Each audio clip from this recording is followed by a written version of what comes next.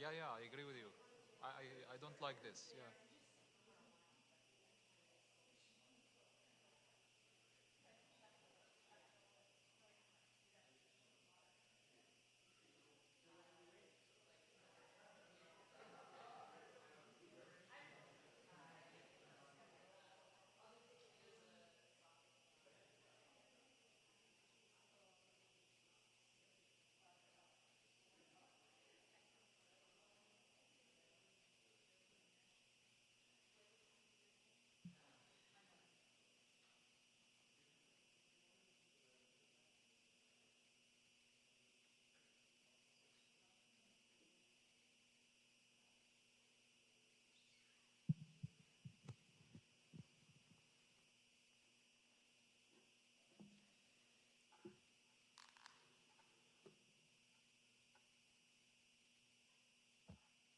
Good evening, everyone. Please take your seats. My name is Seppi Shine. I'm the Mayor Pro Tem for the City of West Hollywood. I want to thank everyone for being here and also thank our viewers that are watching online. Um, I went to Israel this past summer with a wider bridge, and I had the honor of going to the West Bank to Roots. And I met Rabbi Hanan Schlesinger there and listened to him as well as Noor Awad, and I just really want to give them a strong welcome. I was so inspired. Most of us that were on the Pride mission with a wider bridge during our time at Roots, most of us, as I was looking around, we were just in tears, tears of joy, tears of hope, tears of inspiration. So thank you for coming out here. Thank you to my colleagues for supporting this Human Rights Speaker Series this evening. I also want to acknowledge we have our new council member-elect, Chelsea Byers, here. Our other council members could not come, but of course we have our Mayor, Lauren Meister, here, who is going to go ahead and come up and say a few words.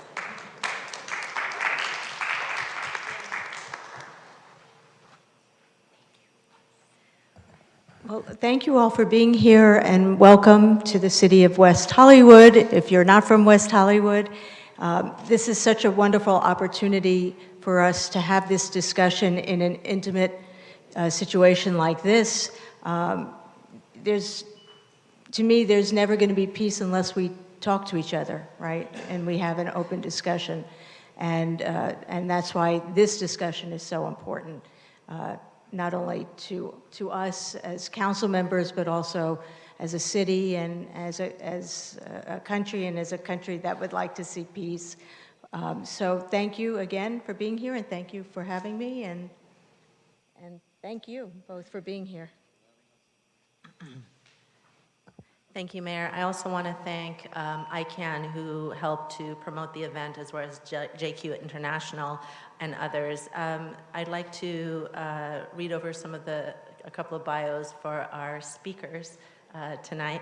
Rabbi Hanan Schlesinger lives in Alon Shvut, Israel, and is one of the founders of Roots Shorashim Judur, the Palestinian-Israeli grassroots initiative for understanding, nonviolence, and transformation. Currently, he serves as its Director of International Relations. He is also the founder of the American Friends of Roots, a multi-faith organization dedicated to supporting the work of Roots Shorashim Judur. Rabbi Hanan frequently speaks in the USA together with one of his Palestinian partners about the amazing work of Roots Shorashim Judur. Prior to the founding of Roots, Rabbi Hanan spent his whole career teaching Jewish studies in various seminaries, colleges, and frameworks in the Jerusalem area. He also spent 2 years as part of the Judaic Fellows Program in Boca Raton, Florida, and over 10 years in Dallas, Texas. First as Rosh Kollel of the Community Kollel, and later as founder and executive director and community rabbinic scholar for the Jewish Studies Initiative of North Texas. He and his Israeli-born wife, Ayala, have 4 grown children and 11 grandchildren. Noor Awad was born to Palestinian parents. Noor and his family moved to Amman, Jordan, to Beit Sahur following the signing of the Oslo Accords. There, he began engaging with his identity as a Palestinian refugee, both in violent and nonviolent ways. While studying to become a tour guide, Noor traveled to Israel and for the first time saw Israelis beyond the lens of occupying soldiers, which put him on a path of intense rethinking about the reality of the conflict. In 2012, Noor was licensed by the Palestinian Ministry of Tourism. In 2016, Noor met Rabbi Schlesinger and Ali Abu Awad, the Roots founders, and he became a Roots activist.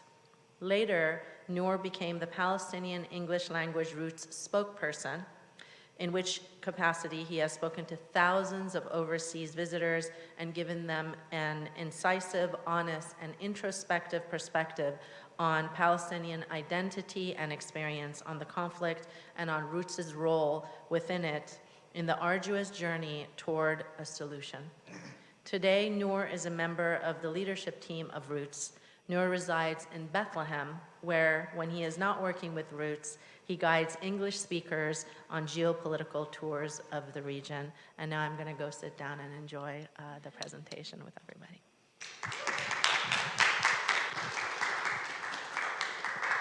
Next slide.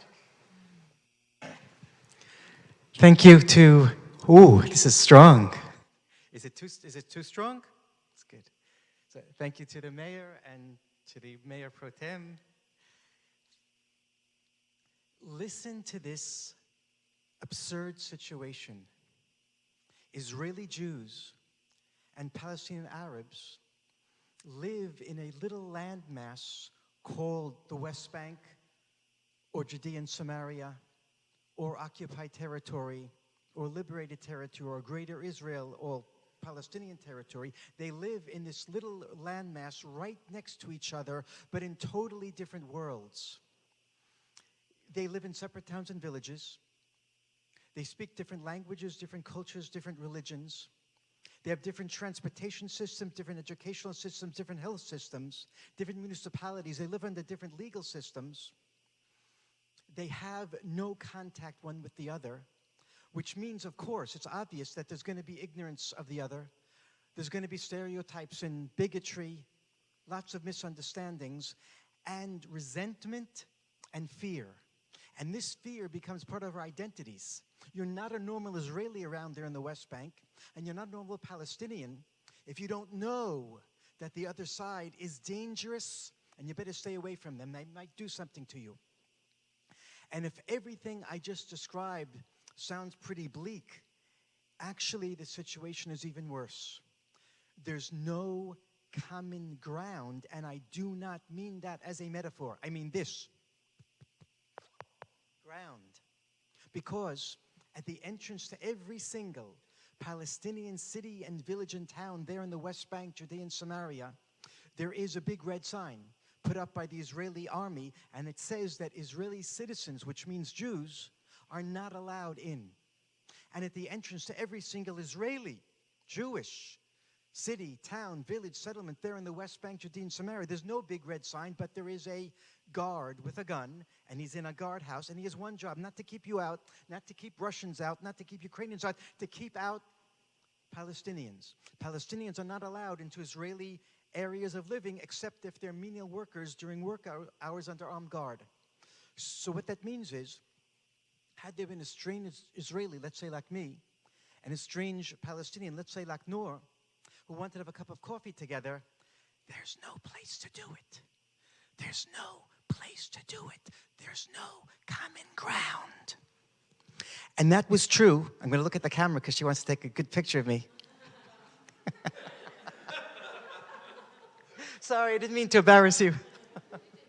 That's good. 8.5 years ago, we, and I'll say later who is we created the only joint, shared Israeli-Palestinian space in the whole West Bank. We created a community center. It's called Merkaz Karama, the Dignity Center. Karama means dignity in Arabic. Merkaz in Hebrew is center. The Dignity Center brings together the two languages to bring together the two peoples. And what happens in this place, which I call holy ground, the two sides indeed come to meet each other. They meet each other in cultural activities, in religious activities, educational activities. The two sides, if they've never come before, sit on different sides of the room. They're hesitant, they're fearful. What am I doing here? Perhaps they'll kill me. We begin to break the ice. It doesn't take more than an hour or two to come to the conclusion that that enemy on the other side of the room is actually pretty human, just like me. And we're a little bit surprised that they're human. And we're a little bit embarrassed that we're surprised, but we're still surprised. But the difficult work is really not the overcoming of the dehumanization.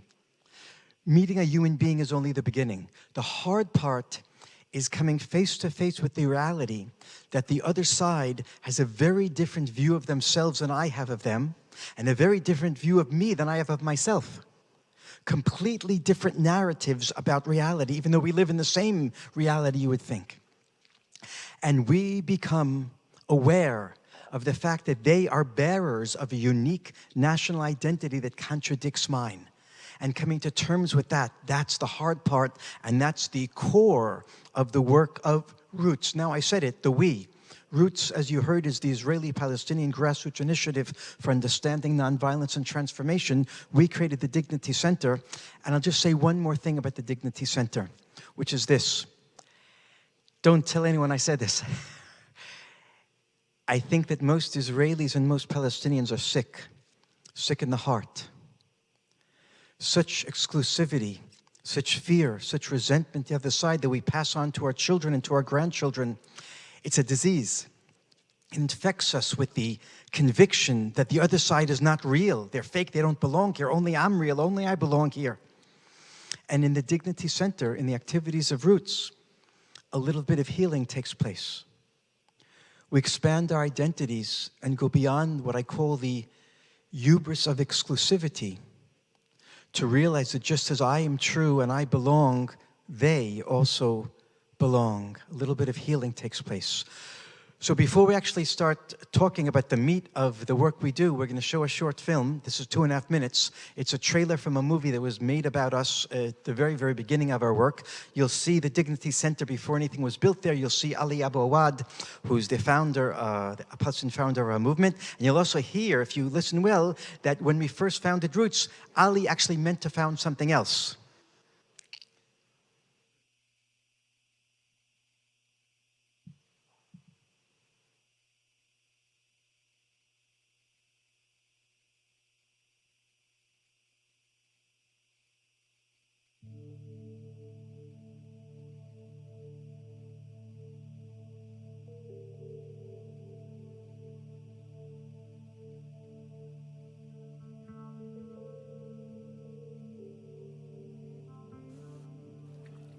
נמצאים כאן באדמה של המשפחה שלי. כשבאתי לכאן והחלטתי להקים מרכז פלסטיני שלי אלימות, אני מצפה שיתקפו אותי גם בחברה שלי וגם באוכלוסייה של המתנחלים. אבל אני יודע, כל עוד שאנחנו לא מדברים עם הימין, השמאל לא יעשה שלום. The first time I had heard someone talk about being in Israeli jail, someone talking about suffering under occupation.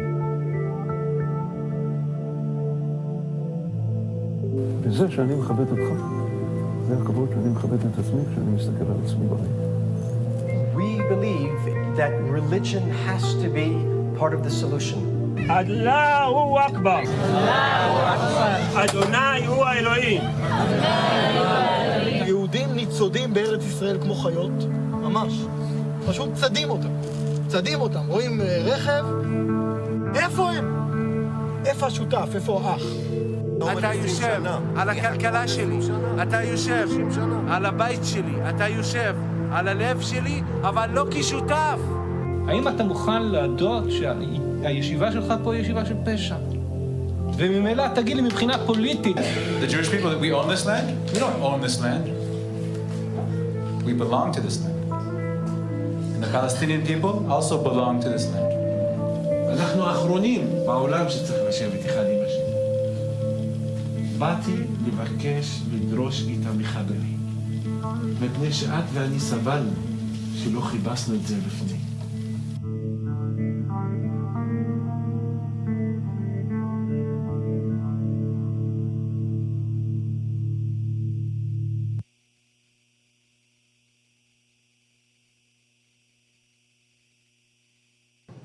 It's working, yeah. At the outset, I'd like to say about myself 3 things. I'm a Jew, and I'm a Zionist, and I'm a settler.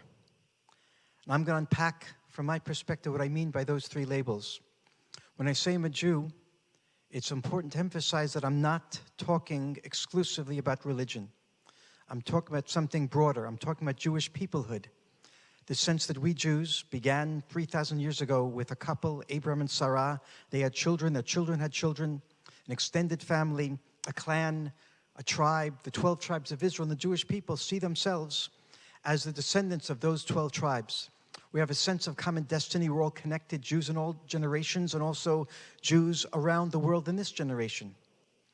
And every Jew knows, to some degree or another, that not only were we born on a certain piece of real estate there in the Middle East, but we've been connected through our identity to that piece of real estate. The Bible calls it the land of Canaan. Today we call it the land of Israel. And because of that deep connection between the people and the land, I, from my perspective, can move from talking about myself as a Jew to talking about myself as a Zionist, and I'm talking about the same thing.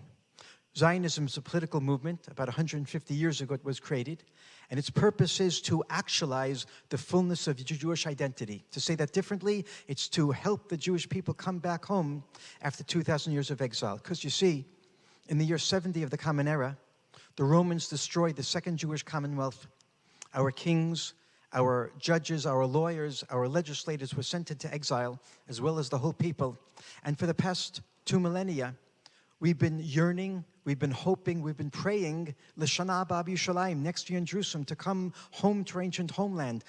Jews, for the past 2,000 years almost, have had a sense of being in limbo. We're not where they're supposed to be.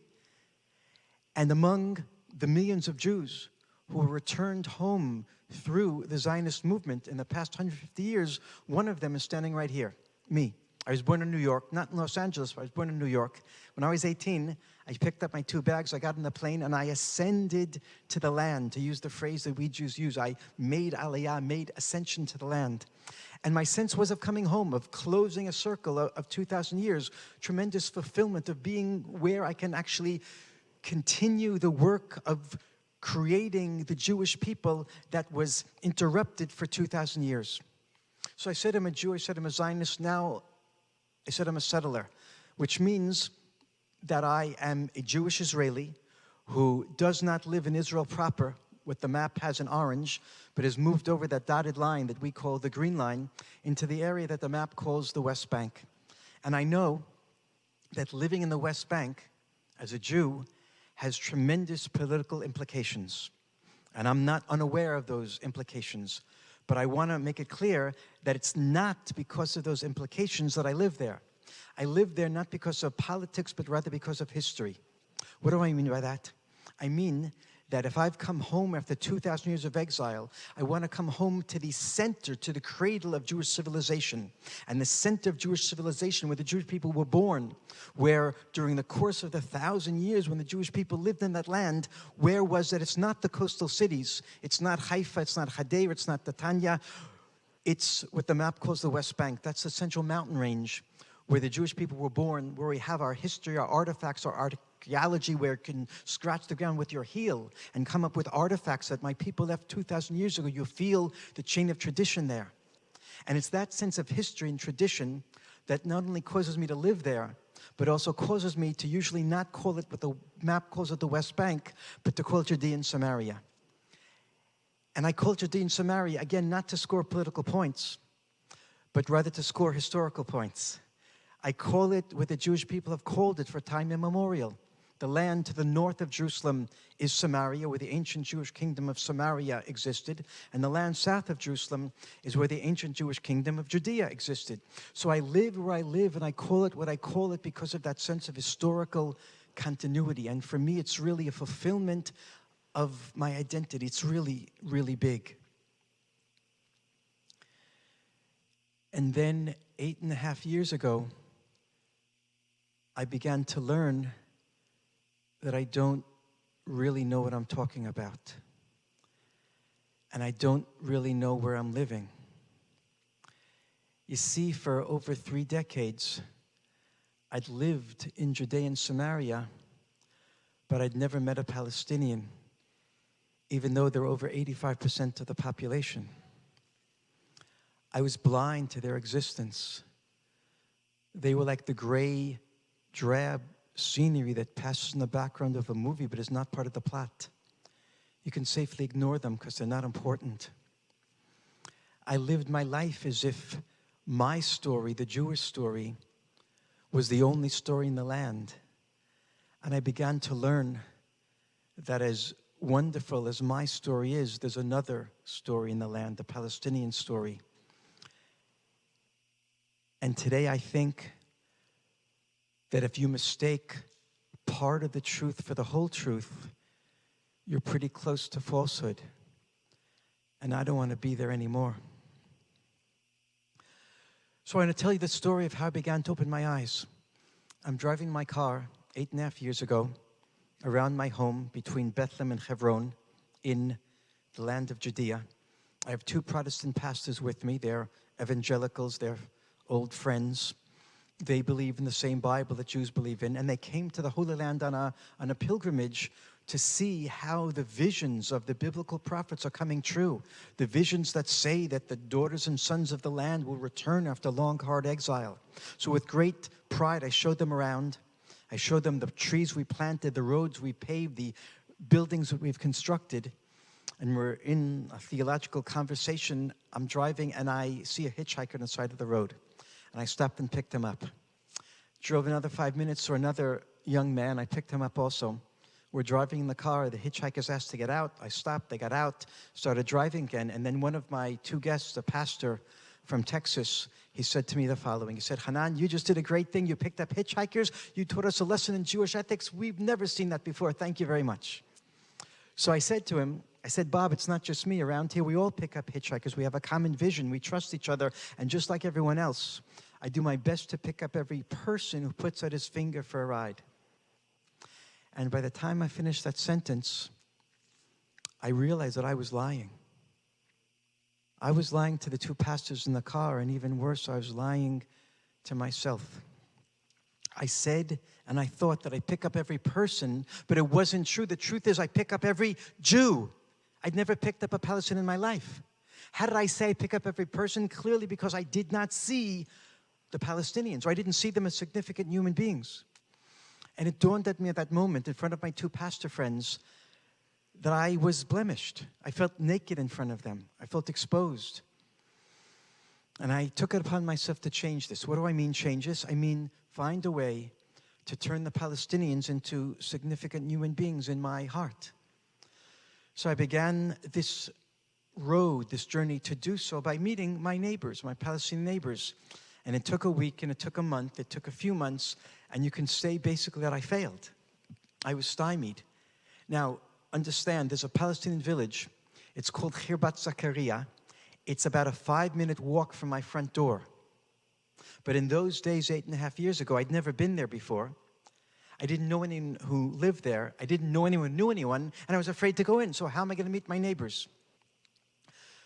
Long story, happened over Facebook actually, that I got a message and a meeting was arranged in which I'm going to meet my Palestinian neighbors. Not neighbors from Khirbat Zakaria, but from other places. So the day rolled around when this meeting is supposed to take place. It's now the last Wednesday of January 2014, afternoon. I get up from the chair I'm sitting in my living room, and I walk to my front door. I put my hand on the doorknob, open the door, and start to walk out. And my wife calls out behind me, "Where are you going?" So I said, "I'm going to meet Palestinians." And that's when all hell broke loose. So she starts to scream, "What do you mean meet Palestinians? They'll kill you." I came back in the house and I approached my wife and I saw the terror in her eyes. She begged me not to go, but I knew that I had to do this. I walked out the door, closed the door behind me, and I remember closing the door. I said to myself, perhaps she's right, perhaps they will kill me. So I walked to where I'm supposed to go. I didn't take the car, it was that close. I remember feeling my heart pounding and I'm really afraid. And I come to a clearing among Palestinian farmland.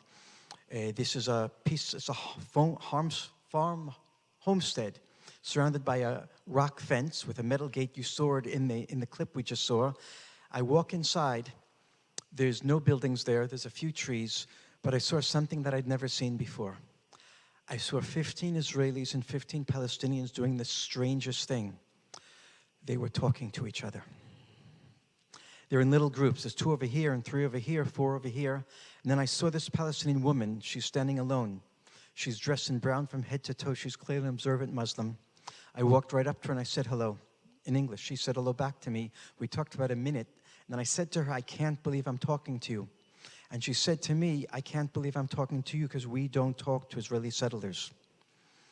A slight pause, but the conversation continued, but not for a long time because her son walked over. And she told me his name is Yazin, and he's 17 years old. Yazin and I shake hands, and I see he's wearing a jacket. And on the jacket are 3 words right over here in English, seeds of peace. Seeds of peace. Anyone know what seeds of peace is here? No one? That's good because I didn't know either. So I look at the jacket, it says peace. I look at the young man as a Palestinian. I say to myself, how could this be? Palestinians don't know anything about peace. Why is he wearing the jacket? And I said, perhaps he found it on the ground. Someone gave it to him. Half jokingly, I said to Yazin, what's this Seeds of Peace thing? And instead of saying, I don't know, he told me it's the name of a summer camp in Maine, USA. And it takes Israeli kids and Palestinian kids out of the conflict zone for a summer of recreation and reconciliation. He said he spent the past summer in the camp. He had a great time. Met Israeli kids, their friends on Facebook. And he told me he was so changed by meeting the enemy and discovering a human being that now he wants to spend some of his life building bridges of peace between our 2 peoples. And I remember listening to Yazin and not knowing if I can believe what he's saying, because it contradicted everything I thought and everything I knew to be true. And you could say that Yazin was the first Palestinian, together with his mother, that began the process of unsettling me. And then his father walks over. So Jamal is a guy only a little bit taller than me, but much, much better built. And he's swarthy, and he looks to me Palestinian, which means he looks to me dangerous. And we shake hands. I'm a little bit unnerved by the way he looks. He says, Hanan, where are you from? I said, I'm from Alon Shvut. I said, where are you from? And Jamal, that was his name, he said he's from Beit Umar. So he says Beit Umar, and I have half of a heart attack, because I know Beit Umar. It's a village, it's actually a city. 8-9 minute drive down the road south towards Hebron. I've driven on that road hundreds of times, perhaps thousands. At least twice I was stoned there, ambushed. Once the wife and kids are in the car is rocking and the windshield is breaking and everyone's screaming. So I know the people in Beit Umar, they're dangerous. And I have a friend actually who was killed right on that road, hematologist coming home from Hadassah Hospital late at night, gunned down on that road. So I know the people in Beit Umar. Now I'm talking to this guy. It wasn't the easiest thing in the world for me. And Jamal starts telling me about himself. Here's 2 anecdotes that I remember like it was yesterday. Jamal says, Hanan, you know, there's no Jews in Beit Umar. There's only us Palestinians. But there are the Jewish soldiers who guard the entrance to the city, and they make life miserable for us, so we hate them. By extension, we hate all Jews. No one in Beit Umar would want to meet a Jew over a cup of coffee.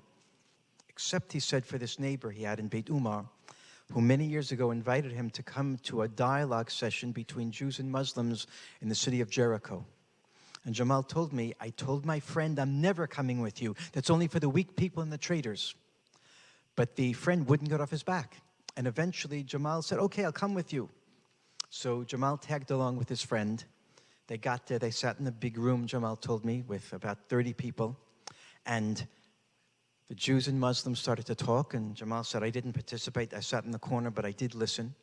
And at one point, one of the Jewish men, Jamal says, got up out of his chair and stood and looked at me.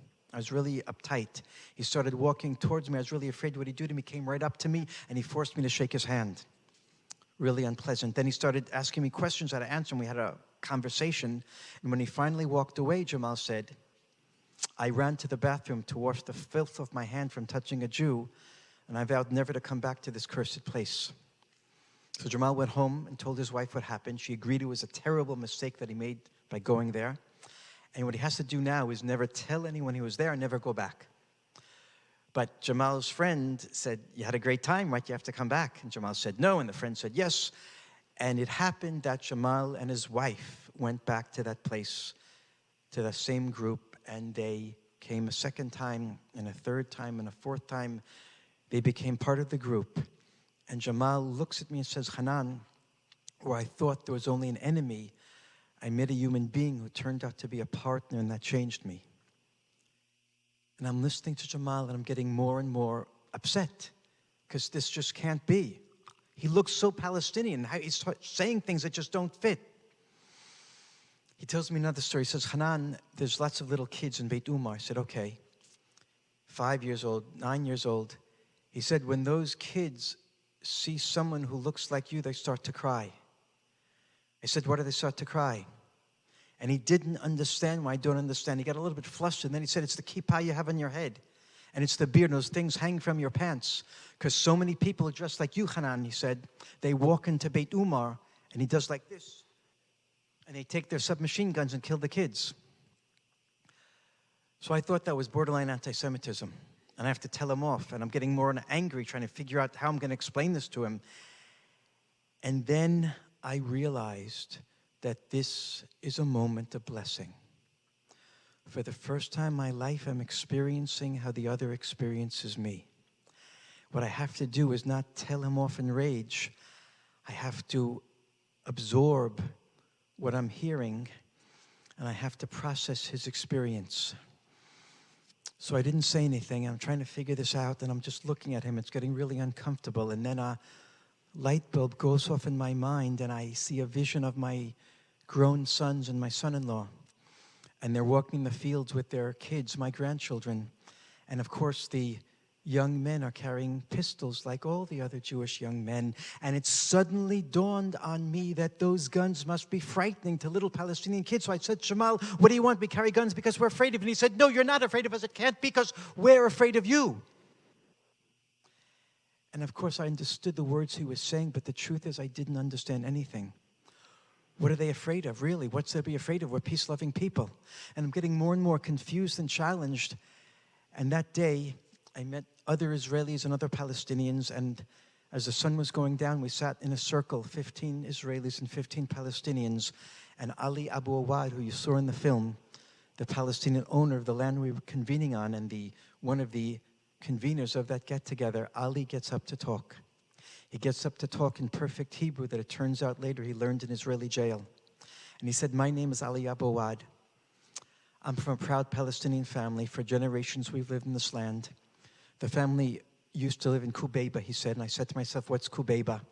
He said, in 1948, the Jews came and forced us out. They turned Kubeiba into Lachish, and I said to myself, Lachish, I know where that is. It's near the coast, around Ashkelon and Ashdod. And he said, my family, my clan came here to the West Bank, to Beit Umar, and we've been living here since then.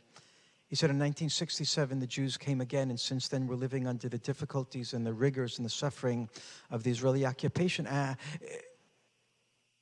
Israeli occupation? Never in my life had I heard a human being use those two words in my presence. Israeli occupation means my occupation. But really, what is he talking about? I have no idea. Because I'd read in the newspaper and I heard on the radio that the European Union and the United Nations are always condemning the Israeli occupation. But I didn't really think there was such a thing. Because when I drive on the roads of Samaria, when I walk in the fields of Judea, I don't see occupation. I see the return of the Jewish people to our ancient homeland after 2,000 years of exile. And I suddenly hear from Ali Abu Awad that my people's triumph of the Spirit is his nation's tragedy, the Nakba of 1948, and that my nation's victory is his nation's suffering. And he talks about working and fighting for the liberation of Palestine. I said to myself, where's Palestine? I live in Israel. And he says in the first Intifada, the first Palestinian uprising, his mother was a leader of strikes, giving out leaflets, organizing nonviolent resistance. And the Israeli soldiers, he said, came into the house in the middle of the night and beat her up. Once, twice, 3 times, until they took her to jail for 6 years. And then he said he was sentenced to Israeli jail for 10 years and never told the charges against him in the secret file. And I'm hearing all these terrible things, and I get up and say, Ali, you're a liar, that can't be. But I didn't get up to say, Ali, you're a liar, because he clearly wasn't trying to convince us of anything. He was just telling the story of his life. And I went home that day undone, angry and confused and challenged and upset. And I remember pacing back and forth in my study, trying to figure this all out with these competing thoughts running through my brain, and I feel like I'm getting so nauseous. I have to bend down and pick up my stomach and put it back in place. I had to figure this out. I went back to the place where I first met Ali that day, and I found him there. And Jamal was also there. We started to talk. I wasn't the only Israeli that wanted to talk to Ali and Jamal. And they weren't the only Palestinians. We became 3 and 3 and 5 and 5 and 10 and 10 and then 15 and 15. And what we did over the course of weeks that became months that became years is just to tell stories. To tell stories and listen to stories. Almost once a week into the wee hours of the night, the Palestinians told us who they are. And we Israeli Jews told them who we are. And when a Palestinian tells an Israeli Jew that he is fighting nonviolently for the liberation of Palestine, that's like a dagger to our hearts. It's really hard to listen. And when an Israeli Jew like me tells Ali Abouad and Jamal Mukbel, this Jew from New York, that I've come home to the land of Israel after 2,000 years of exile, that's like a dagger to their heart. It's so hard to listen. We listened till it hurt, and we listened some more. Sometimes we wanted to run away and not listen to this foolishness anymore, but we stayed. And sometimes we wanted to get up and yell an objection. It can't be true what we were saying, but we didn't, we listened. And sometimes you felt like you're a traitor for listening one more second, but we listened. And I want to tell you some of the things that we learned. It wasn't easy. We began to learn that, yes, indeed, most Palestinians go to sleep at night dreaming the Jews will disappear tomorrow because they know the Jews don't belong. And they know that if they fight for another 5 years or 50 years or 500 years, eventually the Jews will get up and leave because they are not from here. And then we Jews began to realize that actually we dream the same dream, that the Palestinians will disappear tomorrow because we know they're not from here and they'll get the message, they'll leave. We'll hold on tight, make life difficult for them, and they'll leave 5 years, 20 years, 30 years. And then Ali said, we Palestinians have no other place to go. And we Jews said, but we have no other place to go. And we realized we're stuck there together, whether we like it or not. And then we began to see how both sides construct their identities upon the erasure of the other side's identity. And both sides think they can tell the other side who they are. The Palestinians, it happened to me again and again and again, Palestinians say to me, Jew, nice. The Quran greatly respects Judaism, but it's a religion, it's a faith, it's not a people, it's not a nation. You don't need land, so go back to Russia where you came from. Why did you come to take our land? And the Israeli Jews, you know what we say to the Palestinians? Palestinian, there's no such thing. Never was a Palestinian state. You're just Arabs. So go back to Saudi Arabia where you came from. Why did you come to take our land? And it dawned on us, after hearing their stories and them hearing our stories, it dawned on us that you could never tell someone else who they are. You have to listen and let them tell who they are, and then they may listen when you tell who you are. And it turns out, and it's really hard for each side to say this, it turns out there's such a thing as the Jewish people and there's such a thing as the Palestinian people. And it turns out, and this is even harder to say, that there's such a thing as the land of Israel and there's such a thing as the land of Palestine. And you know what? They're the same land. From the river to the sea, the Jordan River to the Palestinian, to the Mediterranean is all Palestine. That's a fact of history, a fact of identity. And that same land is historically the land of Israel.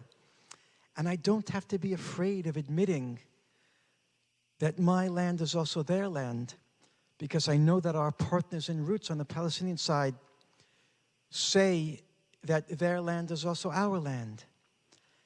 I'm not a traitor for admitting the truth of the other side's history and identity. And the reason I'm not a traitor for admitting their truth is because you don't have to be wrong for me to be right. Many of us, whether it's Democrats and Republicans or liberals and conservatives, certainly Israelis and Palestinians, we spend a lot of energy proving the other side is wrong because we think if they're right, then we're wrong, so they better be wrong. But you don't have to be wrong for me to be right in many areas of life, and certainly over there. The way Ali Abu Awad says the same thing is, we have to find a way to fit two truths into one heart and two peoples into one land. And that's really, really hard. For so many of us, we feel it contradicts our identity to admit, to recognize the identity and the belonging of the other side. But what we have to do really, and what we're doing in Roots, is we're not fleeing from our identities, but we are fleeing from the hubris of exclusivity that says that our identity is the only identity. We're expanding our identities to include the other's identity. I'm a Jew, I'm a Zionist, I'm a settler, but I have to become, and I hope I'm becoming, a little bit of a Palestinian to empathize with, to understand, to recognize, and to trust my Palestinian partners. And I'm going to close with 3 statements. First statement: you didn't hear me speak a word of politics. And I want to make it very clear that I didn't speak a word of politics, not because politics is unimportant. Politics is extremely important. The present political reality there in the West Bank, Judea and Samaria, in which my people, Israel, rule over the Palestinian people militarily, with them having no rights, is wrong and bad and unjust and has to change. Yesterday has to change through political negotiations about borders, about resources, about security, about refugees. So if I think it's so important to change the political reality, why didn't I talk about it? Because we in Roots have come to the conclusion that as political as the Israeli-Palestinian conflict is, the politics is actually only a symptom of a deeper conflict. And the deeper conflict is the conflict over identity. That's at the root of it. The politics is only a symptom. And I'll make it very clear what I mean by this. I mean 2 interlocking questions. First question: is there such a thing as the Palestinian people? And is there such a thing as the Jewish people? Question number 2: is there such a thing as Palestine? And are the Palestinians connected to it? And is there such a thing as Israel, the land of Israel, and are the Jewish people connected to it? Until a critical mass of Israelis and Palestinians can give affirmative answers to those questions of identity, there'll never be true reconciliation.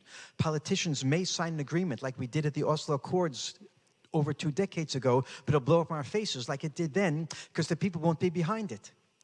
We have to get the people behind a peace settlement by dealing with identity, by doing the people-to-people work that Roots does to reconcile the 2 identities. That's point number 1. Point number 2 is that the work of Roots is exclusively in the West Bank, Judea and Samaria, not in Israel proper, not in the orange, but rather in the blue, because that's where the people on both sides live that are most wedded to their historical national religious identities.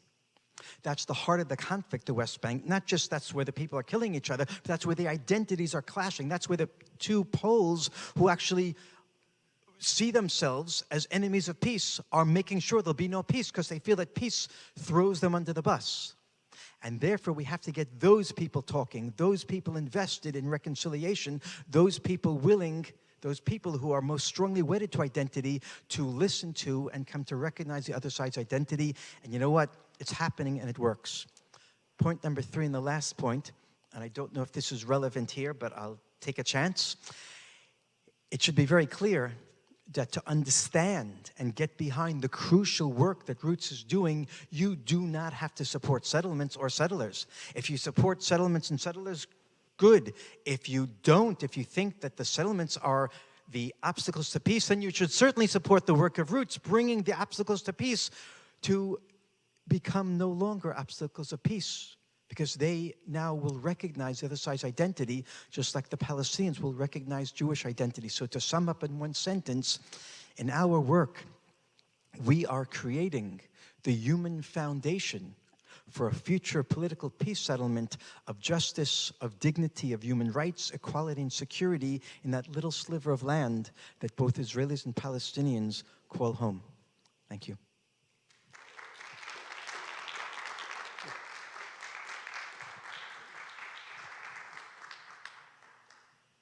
Good evening, everyone. Thank you for coming, and thanks for the organizers. I'm really happy to be here with you, and like my partner, I want to talk to you about what we are doing. But before I actually start explaining what we are doing, I want to tell you who I am and where I come from. So my name is Noor. I live in Bethlehem, in the city of Bethlehem, in the West Bank, south of Jerusalem. But I was not born there. I was born in Amman, Jordan, in 1991. But my story started before I was born. It goes back to 1948. I mean, it has to, like every Palestinian story, has to go back to that year. So what happened in 1948? In 1948, my family, my grandparents, used to live in Jerusalem, in west of Jerusalem, in their village, in our village. But Malha, the village where my grandparents or my family belongs to, was attacked during the war by the Haganah, a Jewish paramilitary group, even before the State of Israel was established. And then because of these attacks on our village and neighboring villages, my family, my grandparents ran away to a refugee camp in the area of Bethlehem. The United Nations were just setting up these refugee camps for Palestinians who are fleeing the violence and the war. And my grandparents end up in this refugee camp. But I know that they were hoping that this will be for a short time. It will be maybe a few days, few weeks maximum. They will go back when this violence will stop. They will go back to their house, to their village. That's not far away. They end up staying in the refugee camp for a year and a half. And by the end of the war in 1949, my grandparents realized that they are not going back anytime soon to their home, to their village. Like all Palestinian refugees, they will not be allowed to go back to what became the State of Israel now. My grandfather and my grandmother did not want to stay in a refugee camp. They took their kids and they moved to the town of Bethlehem itself. My parents were born in Bethlehem during the Jordanian occupation before 1967, and they grew up after the Israeli occupation began, after 1967. Now, my father and my mother moved to Jordan because both of them at some point were frustrated with the situation where they lived in Bethlehem, living under occupation and wars, and their parents becoming refugees, and they lost everything they had. So that's why they were looking for building a future. And that's why they moved to Amman, and that's how I was born there. In 1995, something different happened in this story. In 1995, we were in the middle of the Oslo peace process. And after several decades of fights and wars and occupation, now, for the first time, the two sides are talking about peace. They are talking about ending the occupation, and soon there will be a Palestinian state in the West Bank and Gaza. And that gave a lot of hope to my parents. It gave them a lot of hope. And based on that hope, my father and my mother and me, we moved back from Jordan to Bethlehem. So when I lived there for the first time, I remember that life used to be normal. And things actually went well at the beginning. But then in the year 2000, the peace process, the diplomatic process that was supposed to lead us to an end of the conflict, to an end of the occupation and a solution, it did not. It failed miserably. And actually, I can say it left us with a more complicated situation on the ground, especially in the West Bank, with areas A, B, and C now, with settlements, with occupation, with violence. And all of that created a lot of frustration among the people on the ground, among my people. And that frustration turned to be the second Palestinian uprising, the second Intifada against the occupation. So I grew up during that time, during the Intifada time, where the situation was very, very violent, very dangerous. Where I live in Bethlehem, the city was besieged, heavily besieged by the Israeli army for almost a month. And the Israeli army cracked down on the Palestinian Authority. Some of the distant relatives and my cousins were members of the security force who tried to fight against the invasion of the army to the city. People were dying and killed. And outside of my home, literally, there was hundreds of tanks and thousands of soldiers. And I found myself as a young teenager living in the middle of a war zone. And I was old enough to understand and to realize that this is not a normal life. I shouldn't be living this way. And I felt so angry with this situation, to be honest with you, because I didn't choose the situation. And I also felt a little bit of this anger with my parents, because I felt that they are, in a way, to be blamed for bringing me to this situation. And I know they were hoping for things to be better, but then things got actually worse. So what do you think in this situation? When you find yourself in such reality, in such a situation, the idea I had in my mind was there is nothing I can do. It's way bigger than me. The situation is bigger than anything I can do. And maybe the rational way of thinking is just get out of there. Run away. Go somewhere else. Find a normal life somewhere else. Move to a different country. Actually, it's funny that I'm here in the US and I'm telling the story now. I wanted to move to the US. That's how I think as a young teenager. Detach myself from Palestine. That's my American dream. And live here, just like live a normal life. That's what I wanted to do. That was one idea I had in my mind. But to be honest with you, it wasn't the only idea. Because I could not avoid the question. I couldn't ignore the question. But really, what should I do in this situation where I live there? Why I ask myself this question? Why I cannot avoid it? Because it's easy for me to sit and blame what the enemy did and they are doing to us. It's easy to do that. It's also easy for me to put the blame on my side, on the older generations, on my parents' generation, on my grandparents' generation. I'll say it's all their fault. It's not my fault. It's not my generation's fault. But then, like it or not, this is my time. This is our time. And we found ourselves in this situation, so we have to do something. If everyone thought like me about just giving up and running away from our country to go somewhere else to live a normal life, then what are we doing to the future generations there? What we are doing to the next generation? Definitely, I felt, yes, I can run away, but I'm abandoning a certain responsibility. I'm giving up on my responsibility. So what is that responsibility? What I would do with it? See, I don't really take for granted that people understand what does it mean to live under occupation. I think most of the people today in this world are born in nation-state countries. They have their passport, they vote for their government. Some people live in democracies, others live under dictatorships or different levels of dictatorship or regimes. And people have their basic national rights and basic human rights in most cases. Of course, there is worse situation than in Palestine. But to live under occupation, you can't decide anything about your life or about your future. You live totally as a victim, and there is an army of another nation that controls your life. Everything you can think about, from basic human rights to national rights to the right of movement, everything you can think about is connected to the reality of occupation that we live under. And when I find myself under this occupation and I think of my responsibility is very clear. It's crystal clear to fight and end this occupation so that future generations in my country don't have to live under this occupation. That's what we should do. And when I say fight, I mean literally fight, with violence, without violence, because that's how every nation struggled to get their freedom. No one was given their freedom on a silver plate. At least I think this way. We should struggle for it. We should fight for it. And I want to add one level of, clarity or complexity to the situation. Another level of, beside what I also said now, when I think of the other side, not only I didn't see legitimacy for their actions against us, but also there is no legitimacy for them at all, because it doesn't go to 1967, it goes to 1948 as I began my story. It's about how they came and took our land, and we end up losing our land, our houses, our villages, our cities, and who they claim they are. So clearly there is no legitimacy for the other side, in my eyes, back then. Now in 2016, I was hired to guide a group of students from the US here, and I was hired, I think you heard before, that I work as a tour guide in Bethlehem, in the West Bank area. That's where at least I can guide groups. not in Jerusalem and not over the Green Line, because under the Israeli army, I'm not allowed to do that. But I can guide in the West Bank area. So I guide a lot of the groups that come and visit the city of Bethlehem where I live. And then I got this group who were coming on a program for 2 weeks. And what they do, they spend the first week on the Israeli side, the second week on the Palestinian side, and they learn about both sides and their realities. And my group was actually with me for 1 day, and I was supposed to take them to Hebron, to the south of the West Bank. And I did. We drove in Bethlehem from the morning toward Hebron, south. We drove on Road 60. I talked about Area C, about the settlements, about Palestinian economy, how it's being affected, the new facts on the ground, two-state solution, where we are now, the occupation. We end up in Hebron. My group also had the chance to meet with members of the local community there. We had lunch at someone's house. They talked about their life under occupation, settler violence. And by the end of the day, after almost, I think I'm done, we finished this day, and my group now knows a little bit more about the reality in the occupied Palestinian territories.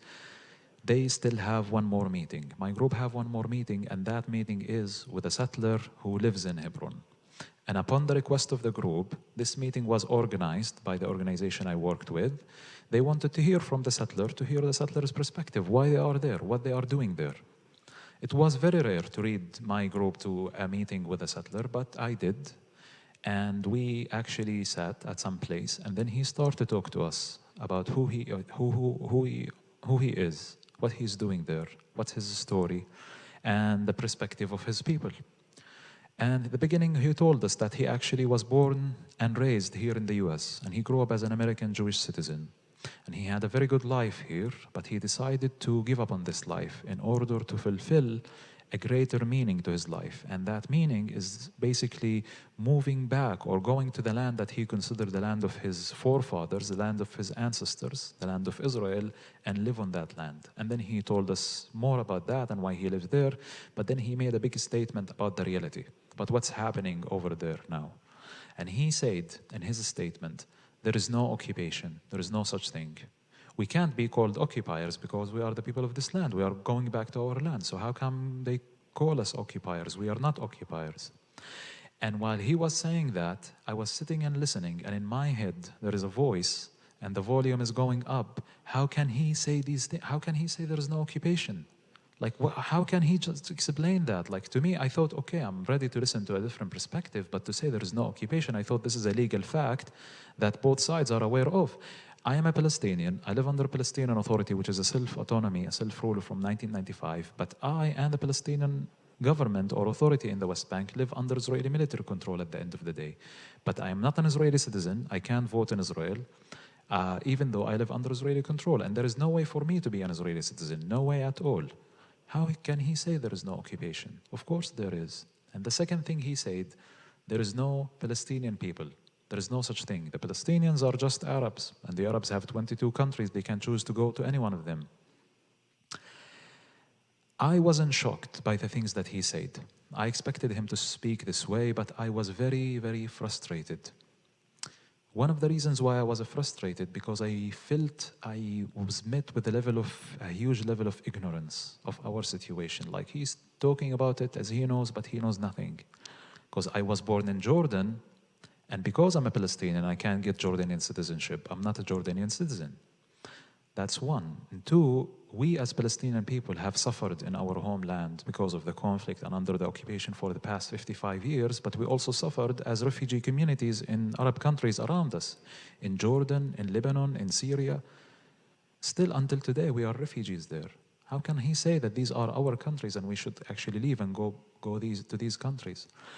And I was mostly frustrated, you can say, because he was the first Israeli that I met with. What do I mean? I mean, until that point in my life, just 6 years ago, when I was 26 years old, all of Israelis that I met with were Israeli soldiers. We don't talk to the soldiers. We don't speak to each other. At least we don't speak as normal human beings. Soldiers come to arrest people, to arrest my people, to arrest my cousins. They shot my friend and killed my friend in the second Intifada. They stop us at the checkpoints. That's how I meet the Israelis 99% of the time in the West Bank, as soldiers who control our life. And now I'm meeting one of them, one of the Israelis, as a settler, and that's how he speaks about us. So I say to myself, he was my first Israeli and the last one. I don't want to meet any one of them. On the way back to Bethlehem, on the same day with the same group, I actually realized that I had to bring my group to Roots, to Shorashim, Judur. And I had no idea what Roots is. I thought we are supposed to go there to meet with another settler from the area of Gush Etzion, which is halfway between Hebron and Bethlehem. And I start to wonder why. And then I ask more questions, and it turned out to be that I missed something. Roots is not just meeting with a settler, but actually it's an initiative that brings Palestinians and settlers to sit together to talk about peace. And when I realized this, I was so upset. I was so angry. And it sounded very suspicious, and in my reality, of course, it sounded very wrong. And I wanted to go there, not to meet with the Israelis, with the settlers, but to meet with the Palestinians and to tell them off, to tell them what a wrong thing you are doing by sitting and meeting with these people. And I went there that day, and there was no Palestinian. Ali, who was supposed to be there, he was not there. But Rabbi Hanan was there. And that's more important, I think, for the first meeting. Rabbi Hanan was waiting for us, and he received us, and he talked to my group that day. He shared with us the same story that he shared with you tonight. And I was sitting there listening at the beginning when he was talking about his identity, and I wasn't feeling comfortable at all. Actually, I was feeling again the frustration, and I say to myself, I'm being silly, still sitting and listening to this man and waiting from him to talk about the reality, to talk about what they are doing to us. I said to myself, you know what? I should just leave. Let the group listen. I will sit with the bus driver outside, just have a chat with him, and I don't need to listen to this. But I didn't leave. Even though it was hard and difficult to listen, I did not leave. There is part of me that actually believed that maybe there is something that the rabbi, maybe this Israeli settler, will say something that reflects the reality, the truth, actually. The truth, not the reality, the truth. Maybe something that can speak to the truth of what's happening on the ground. That's how I thought about it. And then Rabbi Hanan told us all of these stories about meeting Jamal and his family, his wife, his kid, about meeting Ali, about all of the stories that he listened to, the transformation that he undergone and went through, and how he described it. And he was so honest, and he opened his heart and shared all of this with us without, I think, feeling vulnerable, like being able to share this challenge that he went through in his identity. And I was sitting there, and my group sitting and listening, and they got very confused. My group spent 2 weeks in Israel and Palestine, and they got very confused listening to Rabbi Hanan, because for them, it felt like he's holding both narratives at the same time, both stories that contradict each other. But to me, that day, I left Roots with 2 strong feelings after I met Rabbi Hanan. One is a feeling of recognition and acknowledgement. I felt I'm being seen and not being denied. Not on my circumstances level and not on my identity level. I'm being recognized. And that was very important. That is very important, to get someone to listen, to recognize them. If they are not recognized, if they are not seen, they will not listen to you. And the second thing I felt by listening to the words of Rabbi Hanan, not only the recognition that I exist, I'm there, but also Rabbi Hanan was able to demonstrate to us this sense of empathy, the deep sense of empathy, that I understand what you are going through, the suffering, the story that you have, the connection, everything that you went through, I'm able now to see, to recognize, and to empathize with you. And I ask myself, how could he do that? We are enemies. Enemies don't empathize with each other and listen to each other and recognize each other. They don't do that. And I kept thinking about it, and I had more and more questions in my mind. So to answer these questions, I needed to go back. So I give myself a chance, and I go back to this place, to Roots. And the second time I met with Ali, and I met with the other Palestinians, and I met with Shaul and Hanan and Myron and Hadassah and the other Israelis. And after several days of listening and witnessing what's happening in this place, I decided to join. And I will tell you now why I joined. I joined because I think that at Roots, we are really working on the heart of this conflict. And the heart of this conflict is our identity. We talk all the time about the politics. We talk about the lack of a solution. We talk about settlements. We talk about violence and terrorism. And we talk about all of these things that we actually suffer from. And this is what you mostly hear about in the news. But deep down, this conflict is about our identities, how it was built, how it was shaped in relation to the land and to the other side with us. And I don't think there is anything more I can say than what Rabbi Hanan said at the end of his story about the land being the same land holding both names, two names and two stories at the same time. And to come to recognize that, that's what any resolution, any peace in our land should be based on. I mean, if there will ever be peace between both sides, and I'm not talking about ceasefire, and I'm not talking about a ceasefire mediated by the international community. I'm not talking about one side surrendering to the other, because I don't really see how that will happen. After 100 years of a conflict, this is about identity. No one will surrender their identity to the other. So if we want to talk about solution, it must have this level of reconciliation, of acceptance between the two identities. Now, someone can tell me, but how can you talk about reconciliation while injustice is still happening? You can't actually do the work of reconciliation without actually solve the injustices. And I'm not a conflict resolution expert. Don't think that. I'm not. But I think that without the work of reconciliation, justice will not happen. And without justice, the work of reconciliation will not happen. So maybe it has to go simultaneously. It has to happen at the same time. But that's what I feel about it, and that's what we are doing in this small, very, very small initiative. Thank you for listening.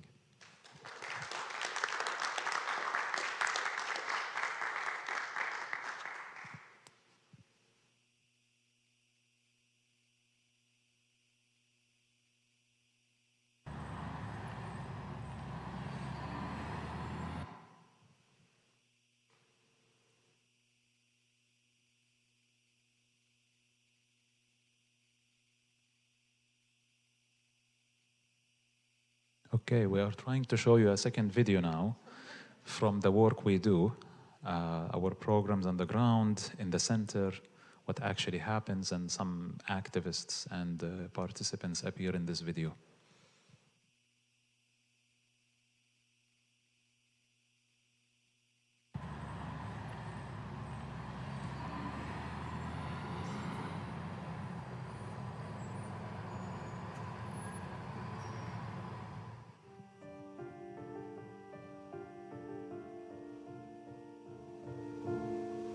مرحبا، اسمي خالد أبو عواد من قرية بيت أمار فلسطين.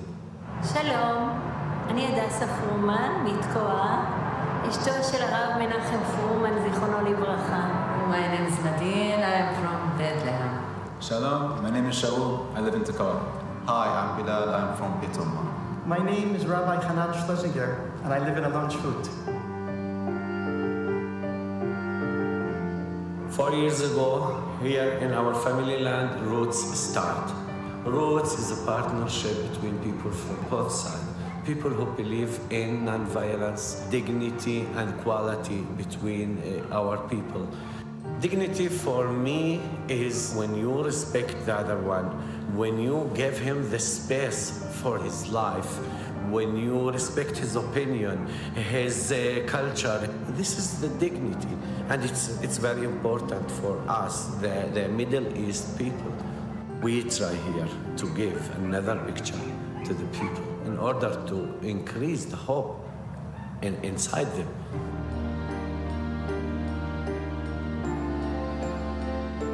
We work in many different directions, but one of the core things that happens here is the people-to-people work.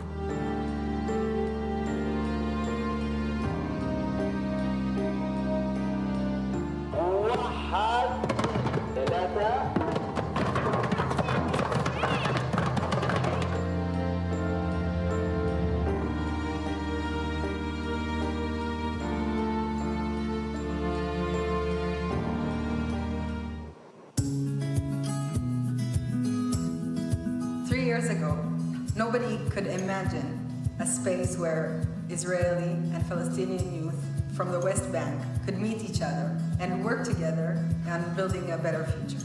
This cannot happen without friendship, without love for each other, and to have fun together. In all my life, before I come to youth group, I only went once to Israel or to beach. It was very emotional to go with each other because I never imagined that I would go to beach with an Israelis, you know.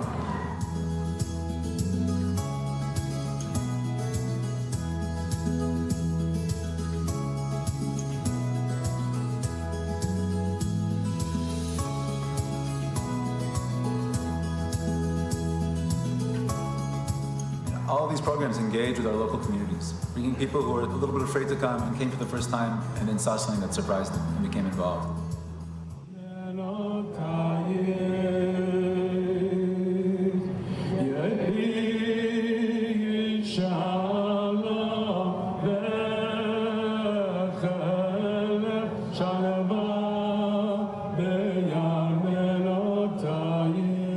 אנחנו פה עומדים כולנו בכאב גדול, והשאלה איך גורמים לזה שזה לא יהיה עוד פעם ולא נעמוד פה באותו בכי. It was so important when Roots went to Zion Junction, to protest against the violence in Douma. And both Palestinians and Israelis should condemn violence and should stand with each other against violence and should show the people, the world, and also the extremists on both sides that there are Palestinians who are against violence and they are protesting and they are saying no violence in my name, and also Israelis who are saying the same thing.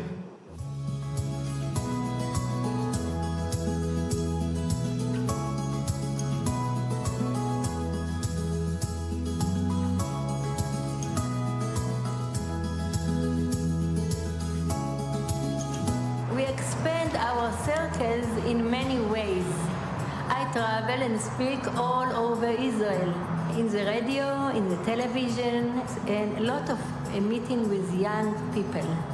People are thirsty to hear what we are doing. They don't believe the dream of peace can become real. Roots Network today includes representatives from 28 different Israeli and Palestinian towns in this area, this local area.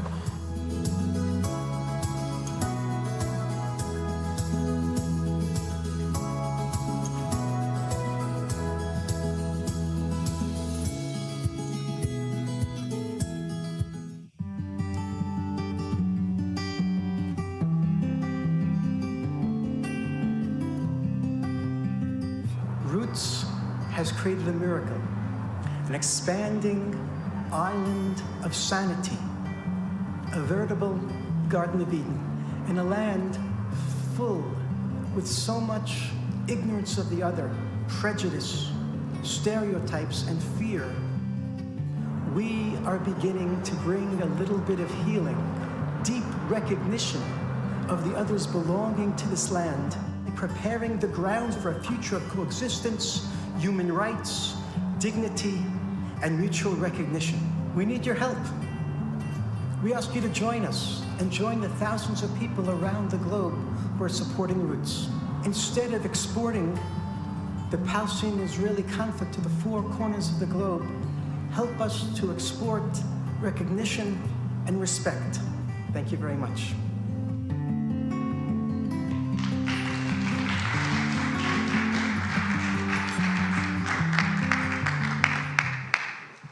Thank you. So we'll take a lot of questions. Just one thing before that, we have a slide here with a QR code. If you'd like to join our mailing list, we send out something not more than once a month describing the activities we've done in that month. So there it is. And for those people who are over 40 or 50 or 60 that can't use the QR code, like me, so I have a notebook. If anyone wants the notebook, you can come up afterwards. So with that introduction, yes, should we pass off the mic?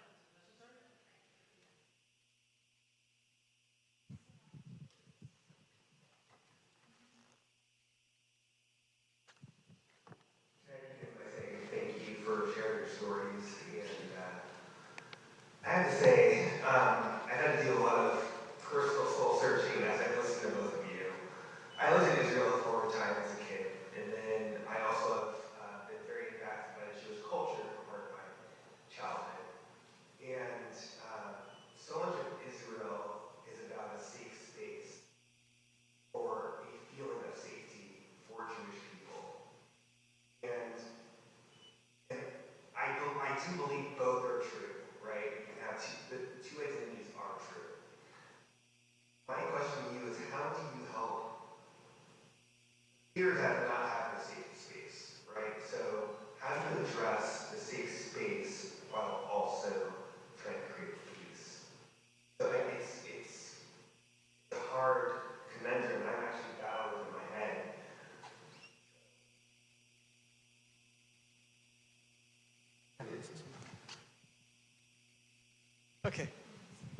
So I have a short answer, because we at Roots, we are, as I said, we are a grassroots small initiative. We are trying to work on the people between the people on the ground. And one of the things that happens when people come to our work on both sides, people are stuck in their fear, in the trauma. The trauma is inherited on both sides. The stories of the Jewish suffering, about the Jewish history, the Jewish identity, what holds with it, and also the Palestinian identity, the stories of the Nakba and what happened. We feel actually we continuously live we still live in this Nakba, in this existential fear of our people, you know, of losing our identity, losing the hope, losing. So how we deal with it, I think, is that Rabbi Hanan usually say this, there is this sense of liberation that when people come to join Roots, and they start to do it and go through the process, they liberate themselves a little bit from this fear, from this trauma. They start to build, after they see the other side as a human being and they see their identity as legitimate, they start to build a little bit of trust and deep knowledge of the other side. And that's how, I think that's how we deal with it on the individual level.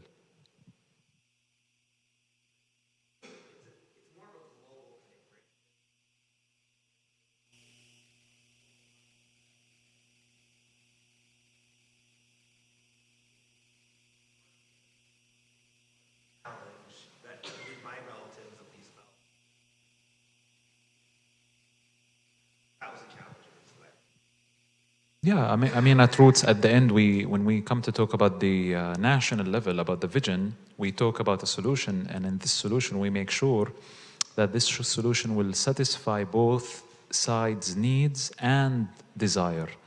And we can talk about this exactly like more about it, but like we talk about the need for a Palestinian state and the need for a Jewish state. But we are not, I can talk about a little bit like about this, not now, but like we are not, let's say, supporters or big fans of the classic two-state solution model of like having two separate states. We have our own, like Roots doesn't really have a solution to the conflict itself, like doesn't have a political plan. But me and Rabbi Hanan, we are involved with the confederation model of having two states, both a Jewish state and a Palestinian state, but having a confederation between them, meaning soft borders, open borders, freedom of residency and freedom of movement, a solution toward Jerusalem, the refugees and the settlers. So there is such a plan that me and Rabbi Hanan are part of that talks about the national level, about creating a state and a safe space for both sides. Yeah. Yes, please. 4 questions, yeah, of course.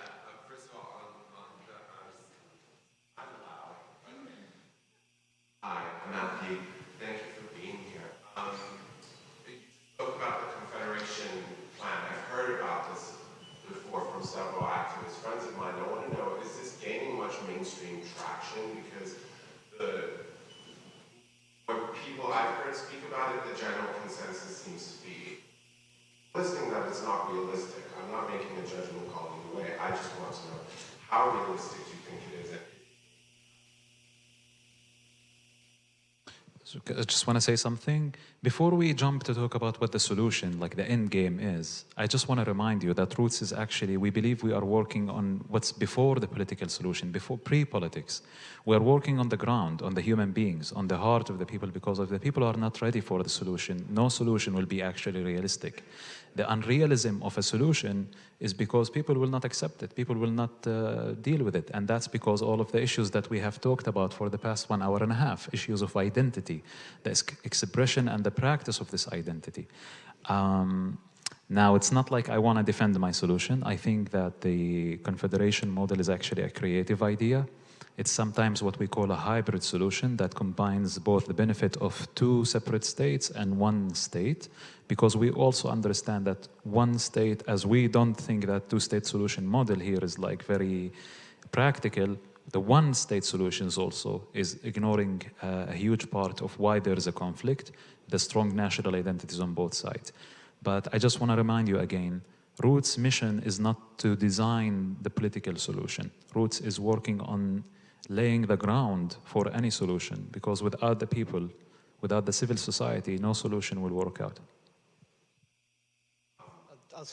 I'll say a word about the traction that the Confederation idea is gaining or not gaining in Israeli society. So the truth is, as far as I understand it, in Israeli society, there is no discussion of a political solution. It's all the surveys show that people aren't thinking about it. It's off the radar screen. We live in the status quo, and most Israelis don't think that the time is ripe to talk about a political solution. Among those few people who are talking about a political solution, among the small group of peace activists, it actually turns out that the Confederation solution is gaining more and more traction in the past few months and years, and that's a little bit of hope. Gives us a little bit of hope.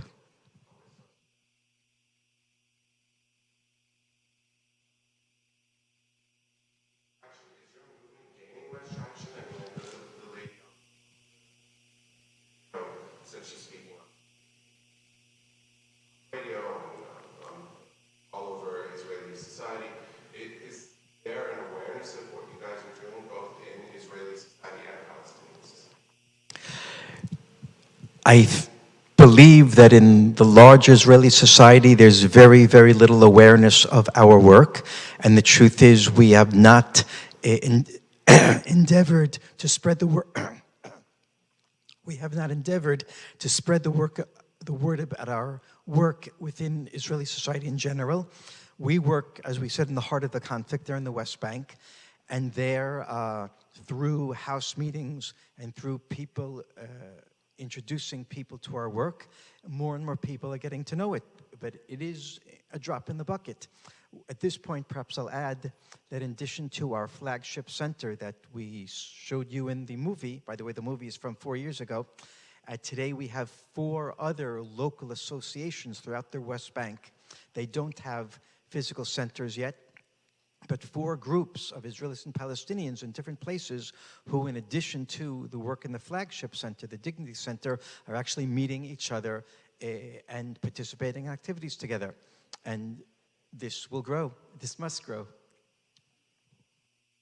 I think also part of the growth that we are talking about here, Roots is not the only organization that's trying to do this work on the grassroots level in the civil society. I mean, don't get me wrong, most of the organizations that work on the Israeli-Palestinian conflict are actually usually in Israel proper, over the Green Line. Roots is the only organization actually in the West Bank and provoking or starting this work and this dialogue among the settler community and the Palestinian community on the ground, on the front lines of the conflict. And I think part of the growth is that we are opening up, we are breaking a taboo. That's one thing in the peacemaking world. We are at the end part of a collective, I believe, we are part of a collective effort of many other organizations that will join the efforts together to create the social and political change that we need in Israel and Palestine. So I think the growth happens, but it's really hard to build, it's not that easy to build like a social movement, to build a movement on the ground. And I think personally that if in the next few years, in the next 3 years, up to 5 years, if we manage to create other 3 centers like the main flagship center we have and we showed in the video, that will be really a huge, in my opinion, a huge success for the next 5 years. Yeah, sure. Yeah, no, I'm enjoying.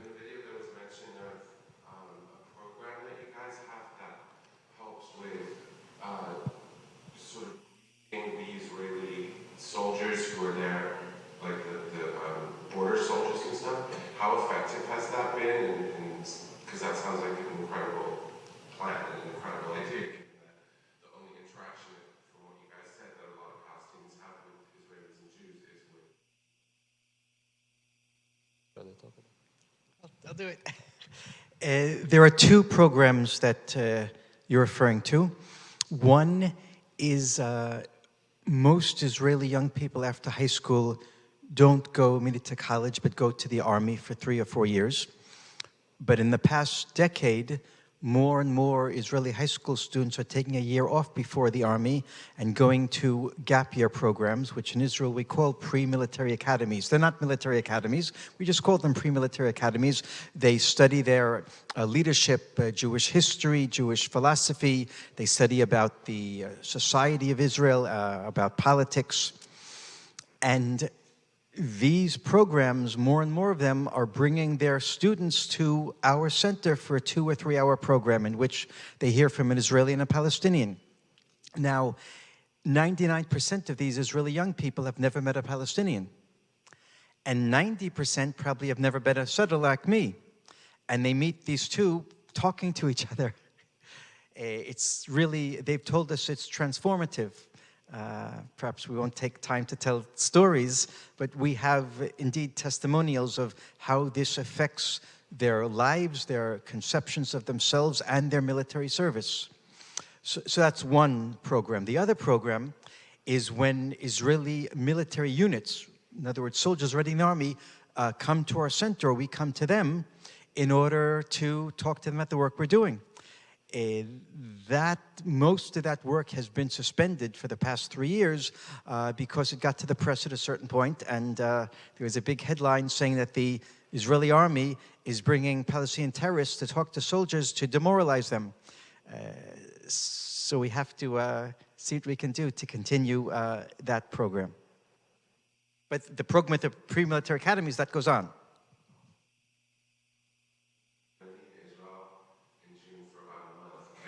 Volunteer opportunities if I came for a day, or can I at least just come visit, or is that like improbable given? If you want to volunteer for a month, you can certainly come. If you want to volunteer only for a day, that's hard. You could come, and if we have programs going on that day, we'll say come and participate. Awesome, thank you. The website doesn't have.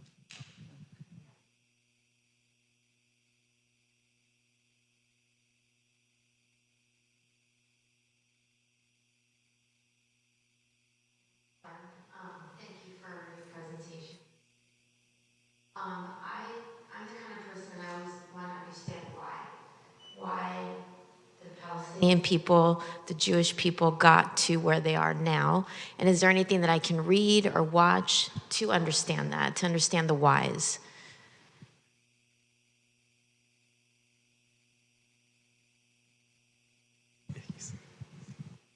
I mean, well, at Roots, we are not definitely working on the academic level. We are obviously on the personal level, on the people's stories.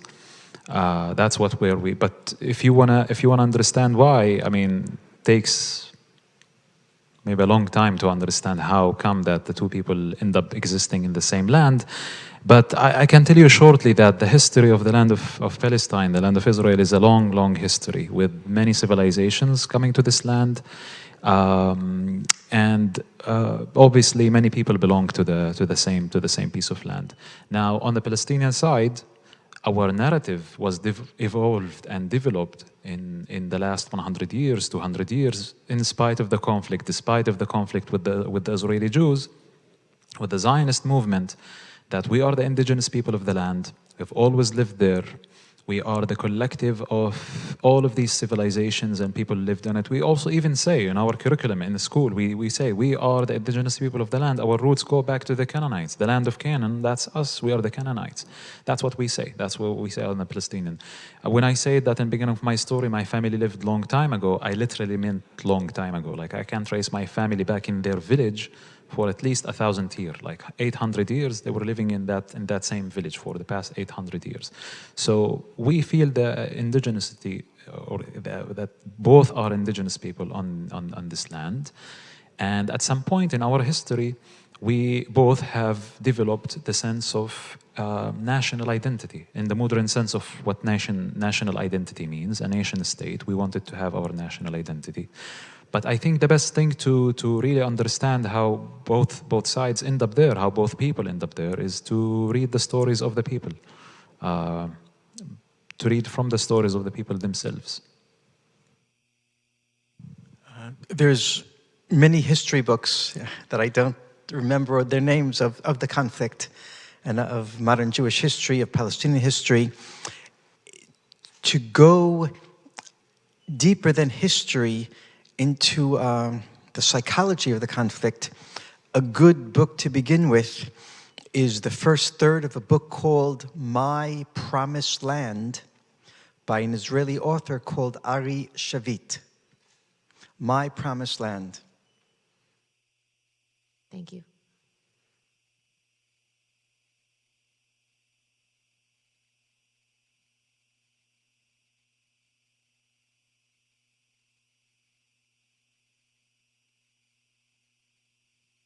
Are there people online who want to ask something?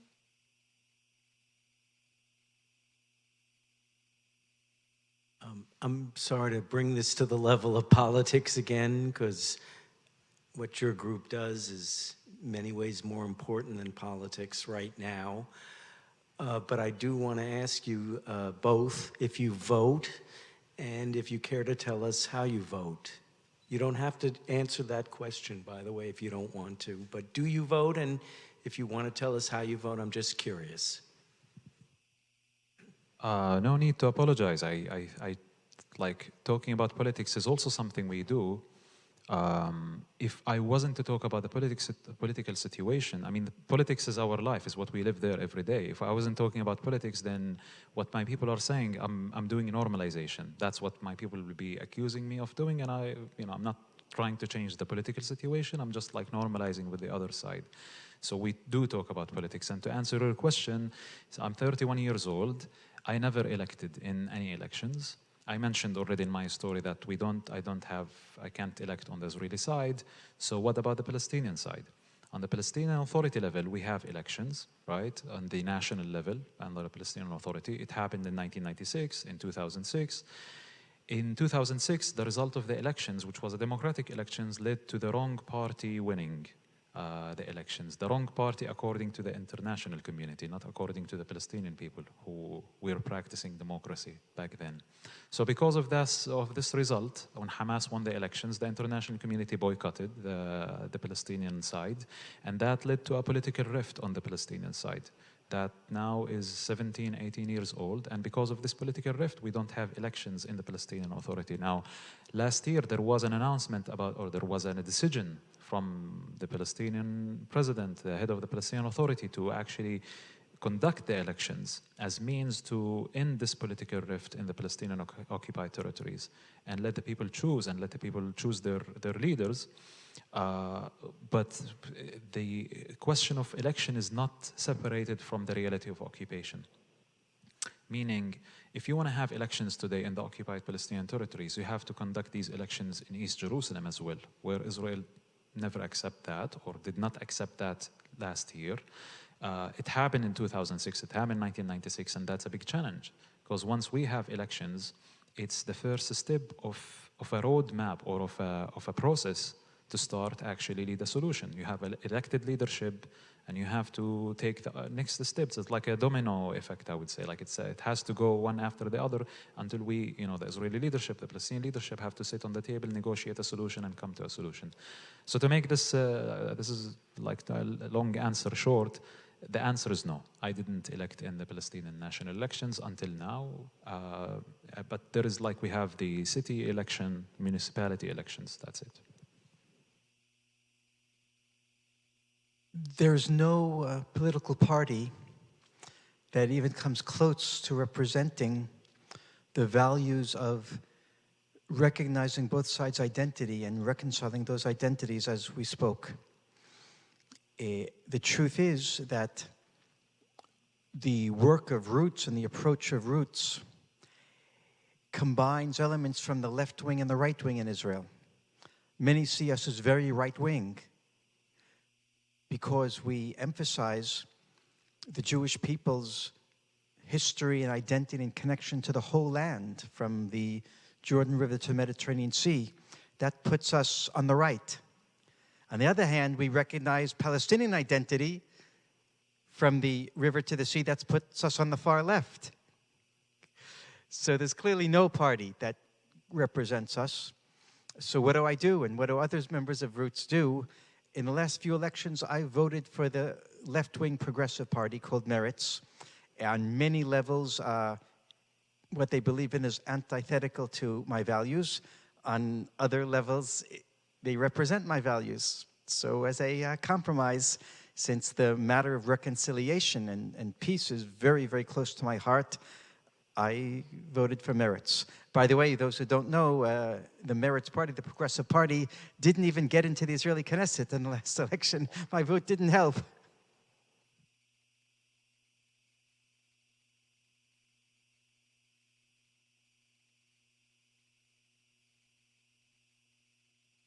Actually, I have a question. If no one else does, I'll jump in. You both kind of mentioned that before you started with Roots, you thought that the other side was violent or dangerous, or that you would be in danger going to certain areas. Since you've been involved with Roots, do you feel like you have been targeted in any way, or are there people who would be against you that you feel like you could potentially be in danger because of the work that you're doing with Roots? My answer is no, there's no danger. But it is true that the work we do goes against the grain of thinking in Israeli society, and especially thinking in the West Bank, Judea, and Samaria. So my work has gained me very few friends and some enemies. Not a lot of enemies, but some. But no one has threatened, and I don't expect anything like that. No, I didn't feel like I'm in danger or a threat because of the work that I do. Still, the reality that we live, for example, which is not necessarily related to Roots directly, but if violence happens or tension happens in some area of the West Bank, we are, as a Palestinian community, as a Palestinian, also I'm living there, I'm impacted by that, the violence that happens in north of the West Bank for the last few weeks and months. If I want to go there, I think twice. I hear settlers are attacking Palestinians, or also Palestinians are attacking Israeli settlers in some cases. So the violence is there. The reasons to be afraid of the other side are still there. But it's important for me to overcome this feeling of fear, because if I would just be afraid and not doing what I'm doing, just like it's easy to, stay at my home, stay in my city, and not do what I'm doing. Of course, when I joined this work and I started to tell people about it, some people didn't receive the message very well, and they were against it. I lost some friends in the beginning of this work, people who didn't want to listen from me, who didn't understand what's wrong, why you are asking us to come and meet with the enemy, not only the enemy, but to meet with the settlers. I had other friends who their reaction was different. Actually, they heard about it, they were so open to it, and they came and joined. And they asked questions and they participated. And I had some friends who challenged me, people from around, like my family, my friends. Really, you are saying that you have partners for peace, but they are settlers living in settlements. How come? What they are doing there? And then I had to bring more people. But all of these people with different reactions, they have fear of the other side. Of course, they see the other side in two-dimensional way, the us and them. And it's very... so the person has to come to the place and go through the process of meeting the other as a human being, and then understand their identity and go through the process to understand the work we are doing. But to answer your original question, which is no, I don't feel under threat.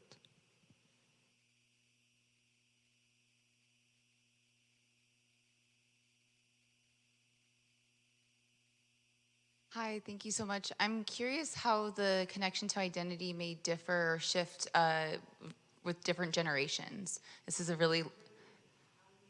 How does the conversation or connection to identity shift across different generations?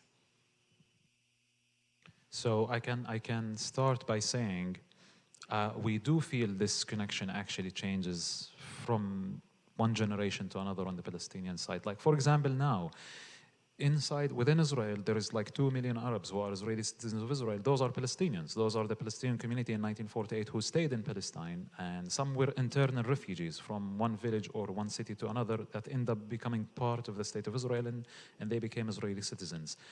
The first generation was just trying to survive from what happened in 1948 for us. And then after that, the second generation was less connected to Palestinian national identity, I would say, in some sense. Now, this generation, for example, experience of what I would call, and I think many would call, like rediscovering of their identity, of their roots. They are Israeli citizens. They are not fully as equal as an Israeli Jewish citizens. And those Palestinian Arabs who live in Israel with citizenship and right to vote, they also see that their people in the West Bank living under occupation and in Gaza under wars. And the younger generation is more now, I think, more connected than the two generations before to their Palestinian national identity. The collective awareness about Palestinian national identity, and especially that this identity is being under threat, is becoming more stronger and stronger. And that's one of the reasons, one of the explanation for why in May 2021, when the conflict again reached to this level of violence and the media all of a sudden paid attention to what's happening, actually most of this violence and the tension was happening inside of Israel proper, not in the West Bank. And for the first time for many people actually inside like cities like Haifa and Nazareth and Jaffa and Tel Aviv and all this area. So that's one example of how identity is changing on the Palestinian side. I would say that also, that's my own perspective, that's my own opinion as Noor. The Oslo reality, meaning the reality that was created after the Oslo Accords of having a Palestinian Authority, separating the West Bank and Gaza from the rest of the Palestinian people, because now the two-state solution is only talking about the Palestinians who are living in the West Bank and Gaza. It created separation among the Palestinians who are living there and the rest of the Palestinian people, because we are not living the same circumstances, we are not working for the same vision anymore in some sense. And that also affected Palestinian identity there. The separation that the people live in Gaza. So I've never been in Gaza in my life, and it's almost impossible. And I don't even feel like I have, it's just like rationally, when I think about it, I can't imagine myself going to Gaza. I want to, but I can't. And I can imagine because of the level of severe separation that people live there, that affects also the way of understanding identity and connection to the other Palestinian community. I'm going to take a risk here because I'm not an analyst, and I'm not a sociologist. I'll talk for the Jewish religious community that I'm part of. I, as a younger person, and to a certain degree today, I am intoxicated by ideology. I lived and I live the dream of the Jewish people coming home after 2,000 years. It's big, and I know a lot of people my age who also are and were intoxicated by that ideology. Today, what I see in younger people in the same religious community that I'm part of, there are those who are not intoxicated by the ideology, but those who are, it's no longer the ideology of the beauty of the return home after 2,000 years of exile. It's more and more the ideology of Jewish superiority. And that's deeply frightening.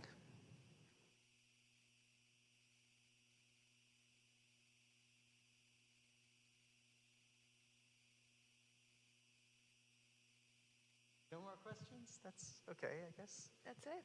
Yeah. So we'll close, I guess? Yeah, we can close. So we'll close by showing you a few slides. Let's see if they're there. So here's some suggestions if you're excited by what we talked about, to learn more and get involved if you'd like. To sign up for a monthly email, some of you did that already through the QR code.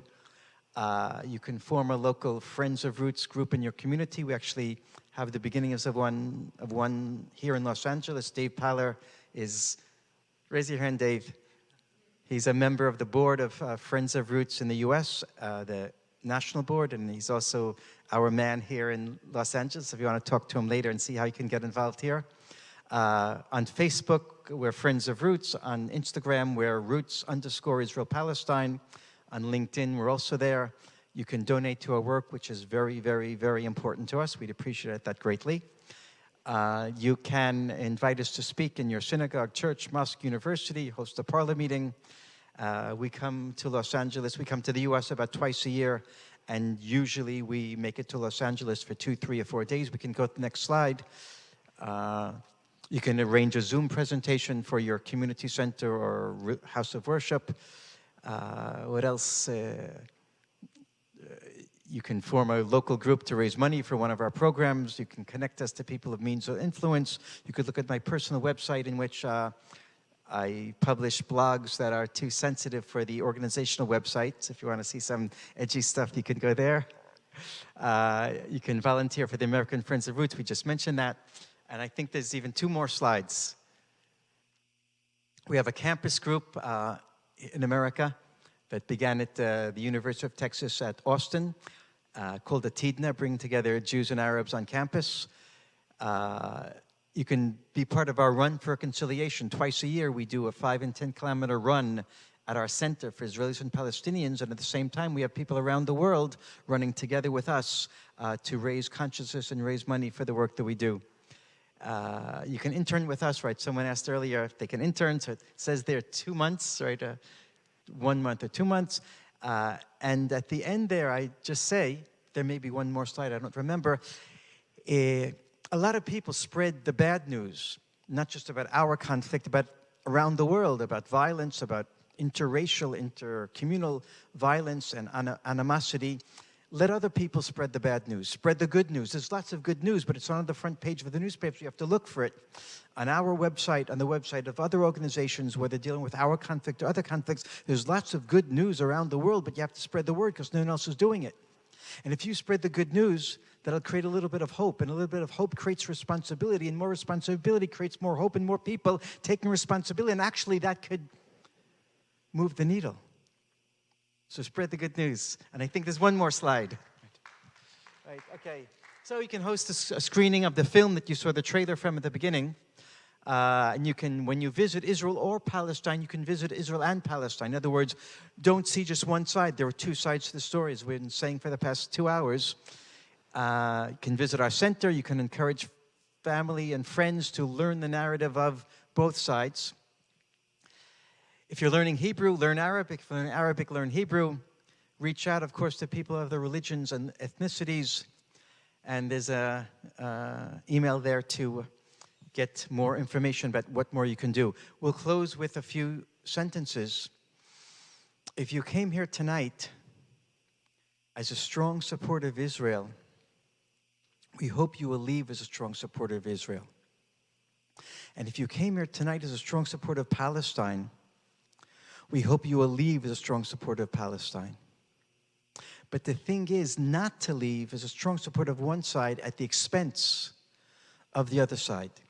We are developing and we're looking for a growing cadre of Palestinians and Israelis, Jews, Christians, and Muslims also around the world, and others around the world, who say pro-Palestine, pro-Israel, that's really the only way to be pro a better future for both sides. Thank you for coming.